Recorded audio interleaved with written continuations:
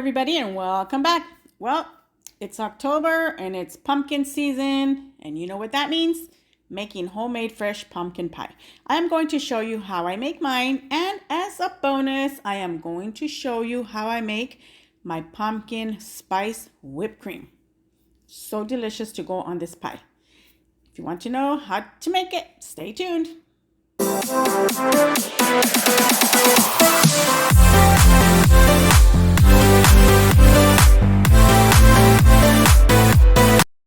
To get started, in my bowl, I'm going to be adding in 2 cups of fresh pumpkin puree, 2 eggs, 1 can evaporated milk, 3/4 cup of sugar. I'm going to be adding in half teaspoon salt, half teaspoon ginger, 1/4 teaspoon cloves, 1 teaspoon cinnamon, and 1 teaspoon of nutmeg. Once again, all these ingredients will be listed down below. You can tell I'm really enjoying adding these seasonings, right? And with my mixer, I'm going to make sure all this is mixed, and you gotta have fun doing this. Now, for this, I'm going to be using already a pre-made pie crust. Usually I will make it, but I was being lazy. Anyways, here's my store-bought pie crust. Preheated my oven to 400 degrees. You want to start high, and then you're going to lower the temperature. I'm going to be adding this in, and I'm going to time it. I'm going to leave that at 400 degrees for about 15 minutes, and then I'm going to lower the temp. After 15 minutes, I lowered the temp to 350 degrees, baked it for another 45 minutes or so. And if it browns on top, you can cover it with foil, okay? It depends how light or dark you like it. So once it was done, it should look like that. I did leave it in the fridge for overnight, okay? I did. You don't have to. You can just let it cool for like 4 hours.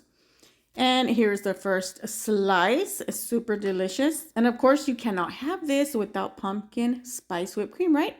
So here I'm going to show you how I make that. Now, I did put the whisk attachments and the bowl in the freezer for about 5 minutes. I do want this cold. And in this bowl, I'm going to add heavy whipping cream, the brown sugar, and salt. And then I am going to be adding in pumpkin spice, 1 teaspoon of that. But the ingredients will be, again, on the description box. I'm going to whisk this just until it's almost at soft peak. And then I'm going to be adding in my pumpkin puree and vanilla extract. And I'm going to continue to whisk this until it forms the soft peaks. And then you'll know when it's done when you flip this over and it doesn't fall out. And look how creamy and delicious that is. You really cannot have pumpkin pie without this kind of a whipped cream.